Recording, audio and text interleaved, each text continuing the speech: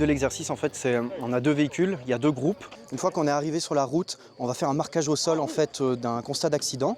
On fait le marquage, on prend les distances et tout ça. Puis ensuite, on a replacé le véhicule et la position du piéton qui était blessé. Et puis celui qui faisait ça le plus rapidement, en fait, il avait gagné le jeu. Le 1 pour moi il est bon. Hein.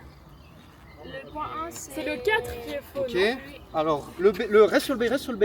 Elle doit être en face, non? Pour replacer le véhicule, on a besoin juste du 2 et du 3. On va pas utiliser le point 1. Dans cet exercice, bon, ce qui est utile, là c'était l'inverse de ce qu'on apprend et de ce qui se passe dans la vraie vie. C'est-à-dire que dans la vraie vie, il y aura les véhicules et puis on va les tracer. Là, il n'y avait rien et on devait tracer et ensuite placer le véhicule pour voir si c'était juste. Donc ça nous a appris à réfléchir en sens inverse et que ce soit peut-être un peu plus clair pour quand on fait à l'endroit, je pense. C'est nous qui avons gagné et c'était éprouvant et je pense pour tout le monde c'était un exercice assez difficile. La récompense c'était en fait de pouvoir déposer les sacs dans les véhicules et puis ensuite pouvoir aller avec le vélo sans nos sacs.